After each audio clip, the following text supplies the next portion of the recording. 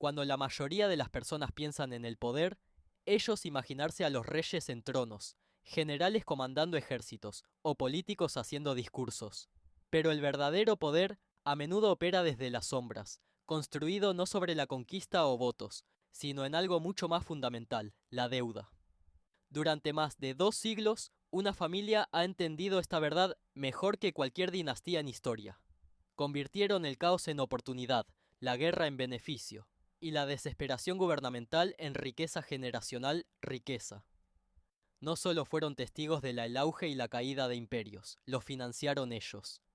El nombre Rothschild tiene peso, que la mayoría de las personas sienten, pero pocos realmente entender. Susurrado en teorías de conspiración teorías, celebradas en las escuelas de negocios escuelas, y escrito en los libros de cuentas de naciones, esta familia construyó algo sin precedentes. Un imperio financiero que sobrevivió a revoluciones, superó monarquías y se adaptó a cada transformación económica del moderno mundo.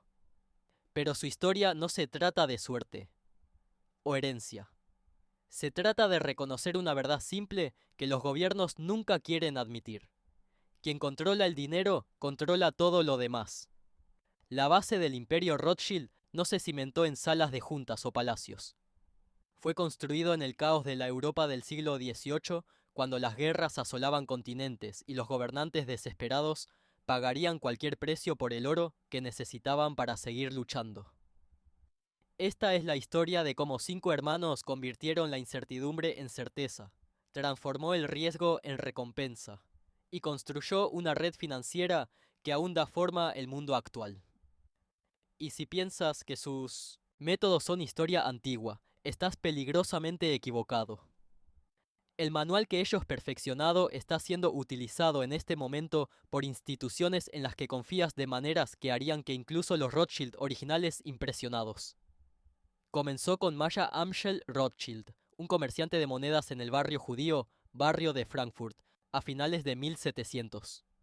Europa era un mosaico de reinos, duquesados y ciudades-estado, cada uno con su propia moneda, sus propias deudas y su propia desesperada necesidad de capital. Maya no nació en la riqueza ni nobleza, nació en algo mucho más valioso, la necesidad. Las comunidades judías en toda Europa habían sido forzados a cambiar y prestar dinero durante siglos, no por elección, sino por ley. A los cristianos se les prohibió cobrar intereses, por lo que las finanzas se convirtieron en una profesión judía por defecto. ¿Qué parecía que la persecución creó experiencia? El alcalde entendió algo que los comerciantes tradicionales pasaron por alto. Monedas y las monedas eran solo el principio. La verdadera oportunidad yacía en los espacios entre reinos, en las deudas que los gobernantes acumulaban, y en la información que viajaba más rápido que ejércitos. Mientras otros se centraban en el comercio local, comercios, el alcalde comenzó a construir relaciones con nobles, que necesitaban discreción, rapidez y sobre todo, liquidez. Su gran avance llegó a través de Guillermo IX, elector de Hesse Castillo, uno de los príncipes más ricos de Europa.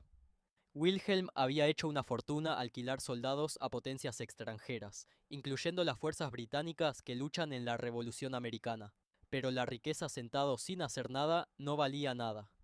Wilhelm necesitaba a alguien que pudiera mover dinero, esconderlo de las avanzadas de Napoleón ejércitos y multiplicarlo a través de una cuidadosa inversión. Maya se convirtió en esa persona. Cuando las fuerzas de Napoleón arrasaron Europa, las casas bancarias tradicionales colapsaron o huyeron. Mia se quedó, ofreciendo a Wilhelm algo que nadie más podía. Transacciones invisibles que no dejaron rastro que los ejércitos ocupantes pudieran seguir.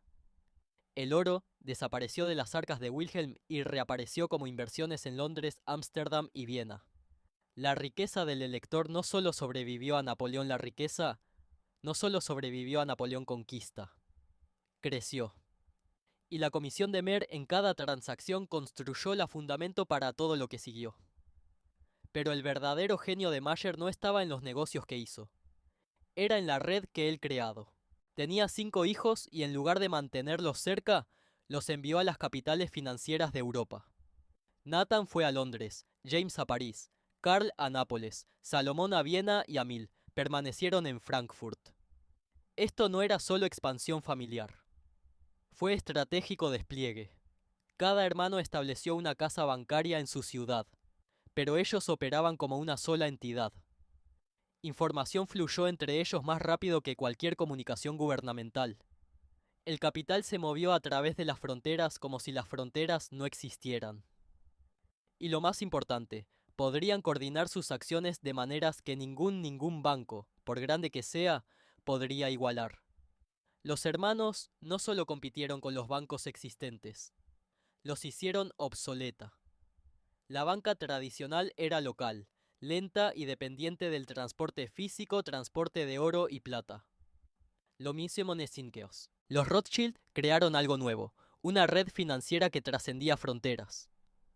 Cuando un rey en Nápoles necesitaba oro, Karl podía proporcionarlo al instante usando fondos de Nathan en Londres. Cuando el gobierno británico necesitaba pagar tropas en España, Nathan podría organizar pago a través de James en París.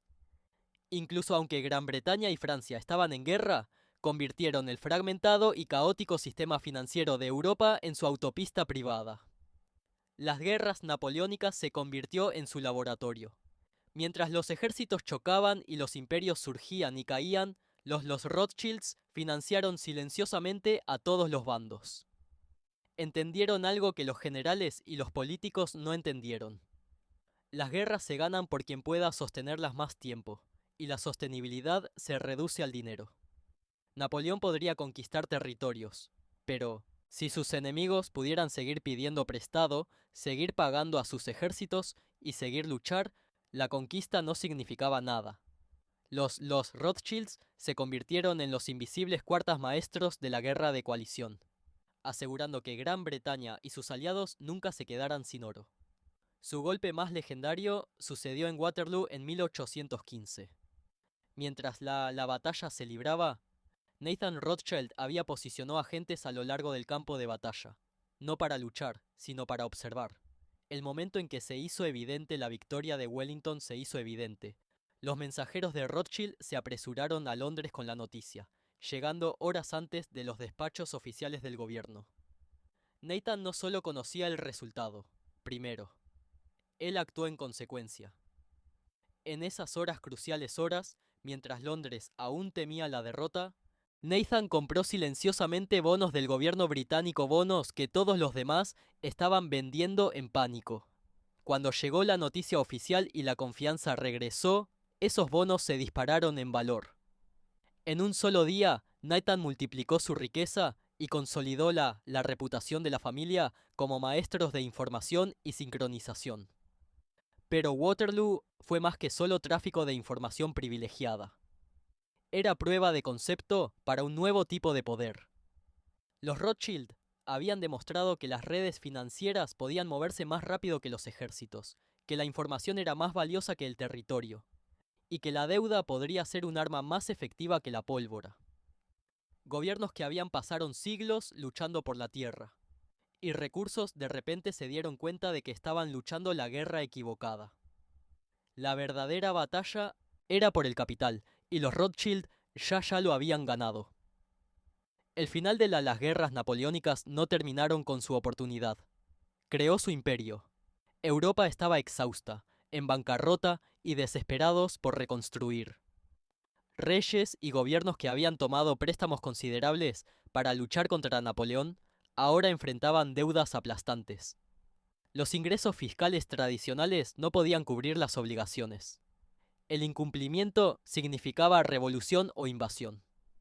La única solución era más endeudamiento, y los Rothschilds eran la única institución con el capital y la red para proporcionar eso.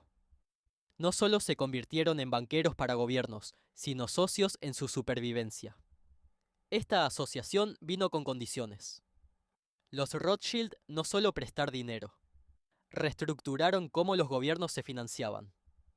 En lugar de préstamos caóticos a corto plazo, ellos introdujeron emisiones sistemáticas de bonos. En lugar de tratar con docenas de prestamistas locales prestamistas, los gobiernos podrían acceder a mercados internacionales de capital a través de la red Rothschild. En lugar de pagar tasas de interés aplastantes que reflejaban su desesperación, podían pedir prestado a tasas que reflejaban su estabilidad a largo plazo garantizada por la reputación de Rothschild. El genio era autorreforzante. Cuanto más los gobiernos dependían del financiamiento de Rothschild, más estables se volvieron sus finanzas. Cuanto más estables sean sus finanzas, mejor será sus calificaciones crediticias. Cuanto mejor sea su crédito, más confiaban los inversores bonos respaldados por Rothschild. Y cuanto más los inversores confiaban en esos bonos, más el capital fluyó hacia los Rothschild Red. Habían creado un sistema donde el éxito engendró más éxito, donde la reputación se convirtió en su propia moneda, y donde los gobiernos se volvieron dependientes no solo en su dinero, sino en su aprobación. Para la década de 1820, los Rothschild, la red, se había transformado en algo sin precedentes en la historia financiera. Ellos ya no eran solo prestamistas. Ellos sabían convertirse en la infraestructura a través de la cual los gobiernos europeos operaban. Cuando Austria necesitaba suprimir revoluciones en Italia, los bonos Rothschild financiaron los ejércitos. Cuando Gran Bretaña quiso abolir la esclavitud, los préstamos de Rothschild compensaron dueños de plantaciones. Cuando Prusia modernizó su ejército, Rothschild. El capital pagó por los rifles y ferrocarriles. Se habían posicionado como la base invisible debajo cada decisión política importante en Europa. Pero su verdadero avance llegó, con la comprensión de algo que los banqueros tradicionales no lo entendieron en absoluto. Los gobiernos no solo piden prestado dinero, piden prestada credibilidad. Un bono emitido por Nápoles podría ser papel sin valor si vendido por un banco local. El mismo bono respaldado por el nombre Rothschild se convirtió en confiables como el oro. No solo estaban moviendo capital, estaban fabricando confianza, creando seguridad donde no existían, y transformando las promesas de reinos inestables en grado de inversión, valores que los fondos de pensiones y las compañías de seguros comprarían sin pregunta. Esta transformación de la deuda pública en mercancías comerciables, las mercancías revolucionaron cómo el poder funcionaba en Europa.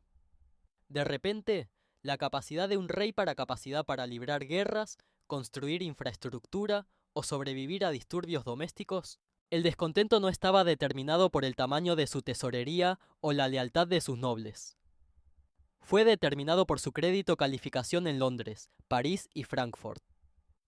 Y esa calificación crediticia estaba cada vez más controlado por 5 hermanos que habían convertido la lealtad familiar en dominio financiero, dominación. Los Rothschild entendieron que la información era más valiosa que oro, pero llevaron esa idea más lejos, que nadie antes que ellos. No lo hicieron solo recopilar información, la crearonlo. Su red de agentes, corresponsales y mensajeros por toda Europa no solo estaba recopilando noticias sobre batallas, tratados y políticos cambios. Estaban moldeando cómo se interpretaba esa noticia fue interpretada, cuándo fue publicada, y quién tuvo acceso a él primero.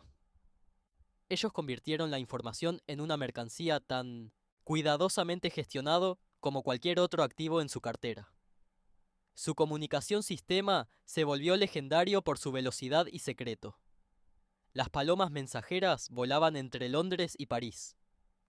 Barcos rápidos cruzaron el Canal de la Mancha sin importar del clima. Mensajes codificados se movían a través de redes que podían eludir el gobierno censura y bloqueos militares. Mientras los reyes y ministros esperaban días o semanas para obtener noticias fiables, los Rothschilds sabían en cuestión de horas. Pero la velocidad era solo parte de la ventaja. El verdadero poder provenía de su capacidad para actuar sobre la información, mientras todos los demás todavía estaban tratando de entender lo que había sucedido. Este imperio de la información creó oportunidades que iban mucho más allá de la banca. Cuando se dieron cuenta de que una concesión ferroviaria, se enteraron de que se otorgaría una concesión ferroviaria, se concedería. Compraron tierras a lo largo de la ruta propuesta. Cuando descubrieron que un gobierno estaba planeando nuevos aranceles, reposicionaron su comercio de mercancías. Cuando anticiparon que una moneda sería devaluada, ellos cambiaron sus tenencias antes del anuncio. no solo estaban prediciendo el futuro. Ellos estaban posicionados para beneficiarse de ello, independientemente en qué dirección se moviera. La década de 1830 y la década de 1840 trajo una ola de revoluciones por toda Europa, y cada levantamiento se convirtió en otra oportunidad para los Rothschild para expandir su influencia. Tradicional, las monarquías se estaban desmoronando. Nuevos, los gobiernos estaban surgiendo. Y cada el cambio político creó caos financiero que requería su experiencia para resolver. Financiaron restauraciones conservadoras, restauraciones y reformas liberales con igual entusiasmo. Entender que la ideología era menos importante que solvencia crediticia. Reyes y los revolucionarios podrían odiarse entre sí, pero todos necesitaban capital, y el capital no les importaban sus políticas. Su manejo de la financiación ferroviaria mostró cómo completamente habían transformado la economía europea economía. Los ferrocarriles eran los más proyectos de infraestructura más caros en historia, requiriendo más capital que cualquier único gobierno o fortuna privada podría proporcionar. Los Rothschild no solo financiar ferrocarriles, crearon todo el sistema de inversión ferroviaria. Estructuraron los bonos, gestionaron las ofertas de acciones, coordinaron los inversores internacionales y a menudo tomaban asientos en los consejos de administración de las compañías ferroviarias, las propias empresas.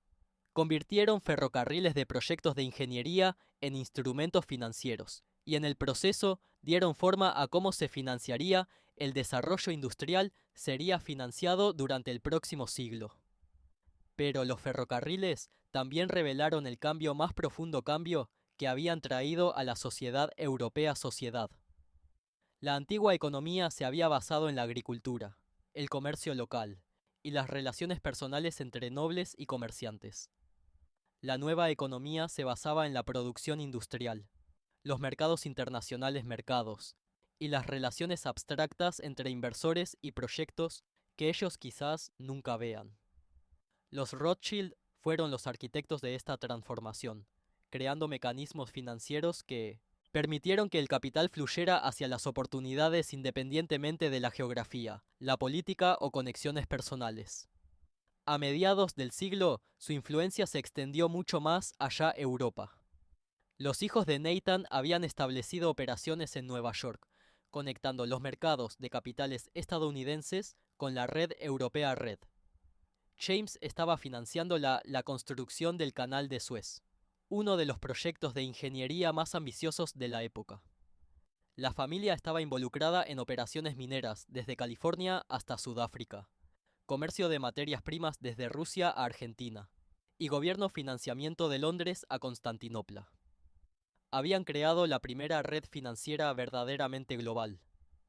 Red financiera décadas antes de que la palabra globalización fue inventada. Su éxito generó resentimiento, conspiraciones, teorías y violencia ocasional, pero también fomentó la imitación. Otras familias intentaron replicar su modelo, creando redes internacionales y especializándose en bonos del gobierno, pero ninguno podía igualar la combinación de velocidad, escala y reputación que los Rothschild habían construido durante décadas de cultivo cuidadoso. Habían logrado algo que ninguna cantidad de capital solo podría comprar. Se habían convertido indispensables. Los gobiernos podrían resentir su influencia, pero no podrían funcionar sin sus servicios. La guerra de Crimea, en la década de 1850, demostró cuán indispensables se habían vuelto. Gran Bretaña y Francia, a pesar de siendo aliados, compitieron ferozmente por financiamiento de Rothschild para financiar su guerra de esfuerzos. El Imperio Otomano, desesperado, para modernizar su ejército, prometió futuros ingresos fiscales para asegurar préstamos de Rothschild préstamos. Incluso Rusia, luchando contra las potencias occidentales, se acercaron discretamente agentes de Rothschild sobre la reconstrucción posguerra, financiación de la reconstrucción. La guerra que se suponía que iba a remodelar el equilibrio del poder en Europa, en cambio, confirmó que el poder financiero ya había remodelado todo lo demás. Su enfoque hacia la gestión de riesgos. La gestión durante este periodo reveló otra dimensión de su genialidad. Mientras otros inversores entraron en pánico durante crisis política, los Rothschild se mantuvieron tranquilos, porque habían diversificado no solo entre países sino también en resultados. Financiaron ambos lados de los conflictos, invirtieron en ambos gobiernos estables y revolucionarios, movimientos y estructuraron sus tenencias para que el cambio político creara oportunidades en lugar de pérdidas. Ellos habían aprendido a beneficiarse de la incertidumbre en sí misma, convirtiendo la inestabilidad que aterrorizó a otros inversores en la volatilidad que generó sus rendimientos. Este dominio del riesgo se extendió a sus operaciones internas también. Los bancos operaban de manera lo suficientemente independiente como para que los problemas en un país no podían destruir la red completa, pero coordinada suficiente como para que el éxito en un mercado pudiera ser aprovechado en todos los demás.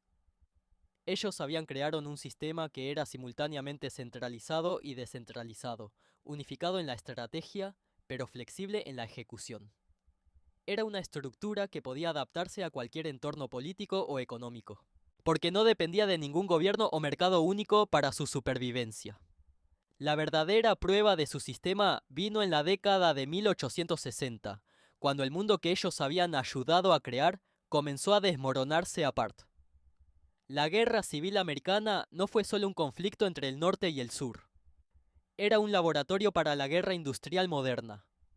Guerra industrial, librada con armas de producción masiva, financiadas a través de Unprecedented Government Borrowing, sostenido por la impresión de dinero a una escala que habría sorprendido a su abuelo Mer. Tanto la Unión como la Confederación necesitaba desesperadamente capital y reconocimiento europeos. Capital y reconocimiento, y ambos llegaron llamando a las puertas de Rothschild.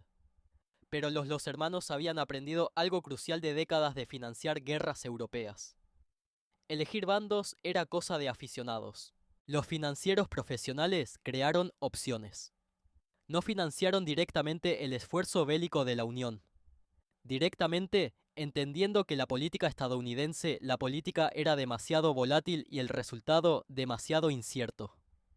En su lugar, ellos se posicionaron para beneficiarse de las consecuencias.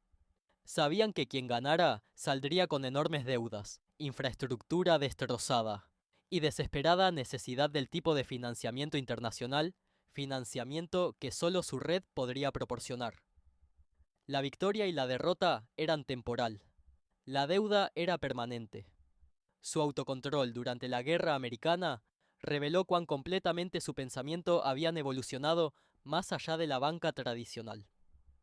Otros financieros europeos vieron el conflicto como una oportunidad para obtener ganancias rápidas, beneficios en la venta de armas y préstamos a corto plazo préstamos. Los Rothschild lo vieron como una oportunidad redefinir cómo un continente entero ser financiado por generaciones. Ellos miraron, esperaron y se prepararon para ofrecer algo que ninguna de las dos partes podría rechazar. La infraestructura para la recuperación económica a largo plazo. Mientras América sangraba, los Rothschild estaban revolucionando silenciosamente cómo los gobiernos pensaban sobre las obras públicas. El Segundo Imperio en Francia bajo Napoleón III quería transformar París de un laberinto medieval a una moderna capital. La financiación tradicional no podía manejar proyectos de esa magnitud. Pero los Rothschild habían perfeccionado algo nuevo. Bonos municipales a largo plazo, respaldados por futuros ingresos fiscales y garantizados por su reputación internacional. Ellos no solo prestaron dinero para el Barón, la renovación de París por parte de Haussmann. Ellos crearon la arquitectura financiera que hizo posible la planificación urbana moderna. La transformación de París se convirtió en su escaparate de un nuevo tipo de poder. Ellos ya no solo estaban moviendo dinero, ellos estaban diseñando el futuro. Las amplias bulevares, las grandes estaciones de tren, los modernos sistemas de alcantarillado, el gas iluminación que convertía la noche en día. Todo de ello se construyó con capital que fluyó a través de las redes Rothschild. Habían descubierto que financiar la infraestructura no solo era rentable. Era una forma de ingeniería social que moldeó cómo millones de personas vivían, trabajaban y pensaban en su lugar en el mundo. Su participación en el Canal de Suez Proyecto llevó esta percepción aún más allá. Ferdinand Lebs podría haber sido la cara pública del canal, pero James de Rothschild fue el arquitecto financiero arquitecto que lo hizo posible. El proyecto requería coordinar a los inversores de toda Europa, gestionando el riesgo cambiario riesgos en múltiples países, y creando instrumentos financieros, que podría sostener un proyecto de construcción de una década, proyecto de construcción en una de las más regiones inestables en la Tierra. Los Rothschild no solo financiaron un vía fluvial, crearon el modelo para financiar la globalización en sí misma. Pero el canal también reveló cómo su red había evolucionado más allá de la simple banca hacia algo más cercano a la diplomacia privada. Cuando el Imperio Otomano intentó bloquear el proyecto, los agentes de Rothschild negociaron directamente con los ministros del sultán ministros. Cuando los inversores franceses y británicos, los inversores chocaron por el control. Los intermediarios de Rothschild elaboraron compromisos que mantuvieron la construcción en marcha. Cuando los trabajadores egipcios hicieron huelga por mejores condiciones, Rothschild, los representantes ayudaron a negociar acuerdos que satisfacían las demandas laborales sin destruir la rentabilidad. Ellos sabían convertirse en el gobierno invisible que hicieron posibles los proyectos internacionales. La década de 1860 también marcó su mayor penetración en la emergente economía industrial. La financiación ferroviaria les había enseñado que el verdadero dinero no estaba en poseer activos directamente, sino en controlar los sistemas financieros que hizo posible la propiedad. Comenzaron adquiriendo participaciones en compañías de seguros, bolsas de mercancías y líneas navieras. No para dirigir estos negocios, sino para influir en cómo fluía el capital a través de todas las industrias. Estaban construyendo algo sin precedentes, un ecosistema financiero donde no necesitaban poseer todo porque controlaban cómo todo estaba financiado. Su expansión en operaciones mineras en todo el mundo mostró cuán completamente habían dominado este enfoque. Cuando se descubrió el oro en California y Sudáfrica, los inversores se apresuraron a comprar reclamos y contratar mineros. Los Rothschild compraron los bancos que financiaban las reclamaciones, las compañías de seguros, las compañías que cubrieron los riesgos, y las compañías navieras que transportaron el oro. Se beneficiaron de cada transacción sin los dolores de cabeza de realmente ejecutar operaciones mineras. Ellos habían aprendido a extraer riqueza de la extracción de riqueza en sí misma. La apertura de Japón en la década de 1860 creó otro laboratorio para sus métodos. El Meiji la restauración no fue solo una revolución política fue una transformación económica que requería importar una civilización industrial entera en cuestión de décadas. Japón necesitaba ferrocarriles, telégrafos, fábricas de acero, bancos y bolsas de valores a la vez. Todo financiado a través de mecanismos que no existían en la sociedad japonesa tradicional, sociedad. Los Rothschild no solo proporcionaron el capital, proporcionaron todo el marco conceptual de cómo la sociedad feudal podría convertirse en una economía moderna. Sus operaciones en Japón reveló cuán sofisticada su red se había vuelto. Se coordinaron con empresas de ingeniería británicas para diseñar la infraestructura, empresas alemanas de acero, para proporcionar los materiales, estadounidenses expertos agrícolas para modernizar la agricultura, y asesores militares franceses para reorganizar el ejército. Pero todas las relaciones fluyeron a través de arreglos financieros, arreglos estructurados y garantizados por la red Rothschild. Ellos sabían convertirse en el sistema operativo a través del cual el desarrollo internacional sucedió. Para la década de 1870, los hermanos habían logrado algo que habría sido inimaginable para su padre. Se habían vuelto indispensables para la economía global. Gobiernos que intentaron eludir su red se encontraron aislados de los mercados internacionales de capital mercados. Industrias que rechazaron sus servicios descubrieron que los competidores que aceptaron el financiamiento de Rothschild podrían operar a escalas que no podían igualar. Incluso los bancos centrales, las instituciones supuestamente creadas para proporcionar al gobierno independencia de los banqueros privados, encontraron mismos coordinando políticas con representantes de Rothschild. En la Guerra Franco-Rusa de 1870 demostró cuán completamente el equilibrio europeo de poder se había desplazado hacia las redes financieras redes. La victoria de Prusia no fue solo militar, fue económico, financiado a través de bonos que los agentes de Rothschild habían tranquilamente colocados con inversores alemanes años antes de que comenzara el conflicto. La derrota de Francia no fue solo en el campo de batalla. Fue en los mercados de bonos donde los valores prusianos respaldados por Rothschild, los valores superaron a los franceses la deuda pública durante toda la guerra. Los hermanos no habían tomado partido en el sentido tradicional. Se habían posicionado a sí mismos para beneficiarse de la eficiencia prusiana mientras también financian la reconstrucción francesa, reconstrucción después de la derrota. Las masivas reparaciones de guerra que Prusia impuestas a Francia crearon su siguiente oportunidad. 5.000 millones de francos era una suma astronómica, mayor que la mayoría presupuestos nacionales. Pero los Rothschild estructuraron los pagos como bonos internacionales, bonos que podrían ser negociados como cualquier otra seguridad. Transformaron un acuerdo de paz punitivo en una oportunidad de inversión, permitiendo a los franceses, ahorradores, a esencialmente prestar su gobierno el dinero para pagar a sus conquistadores. Era alquimia financiera que convirtió la humillación nacional en beneficio privado. Pero su manejo de las reparaciones de guerra revelaron algo más profundo sobre cómo el poder estaba cambiando en Europa.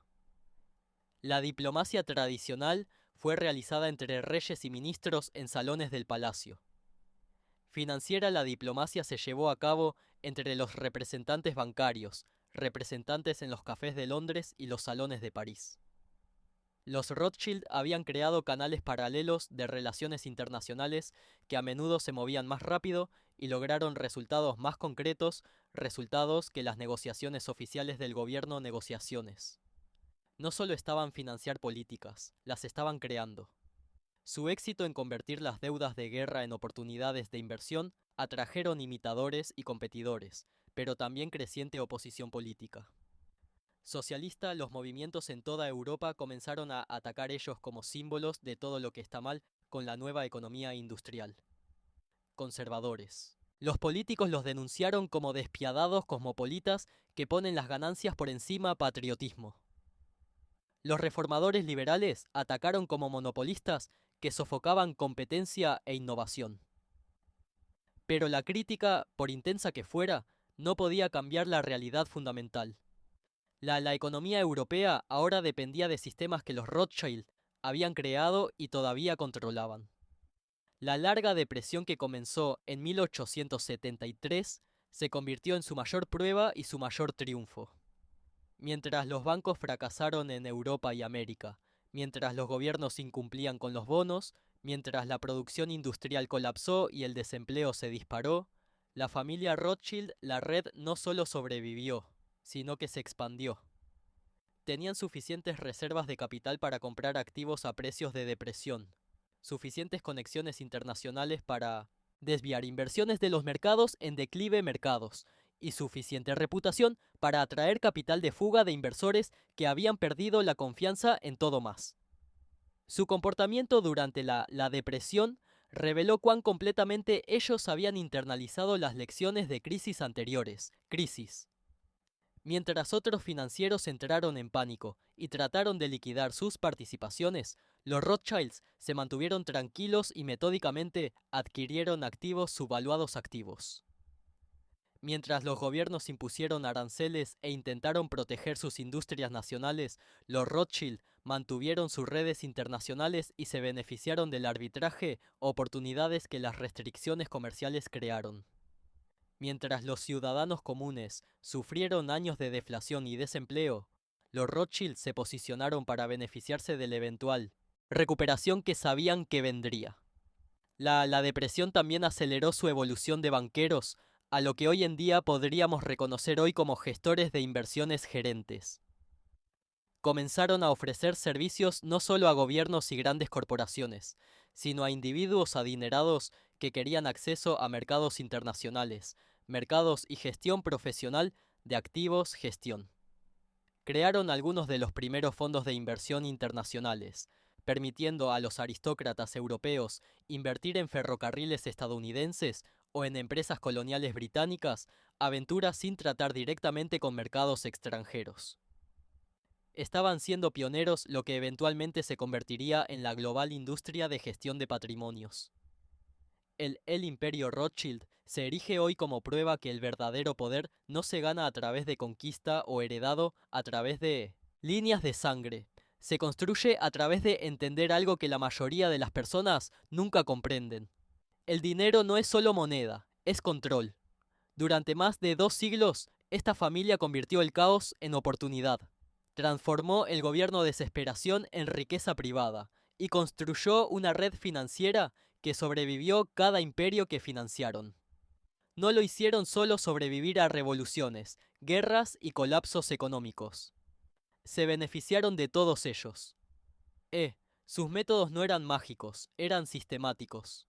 Ellos entendieron que la información viaja más rápido que los ejércitos, que la deuda es más vinculante que los tratados, y que los gobiernos siempre elegirán endeudarse sobre la imposición de impuestos cuando se produce una crisis.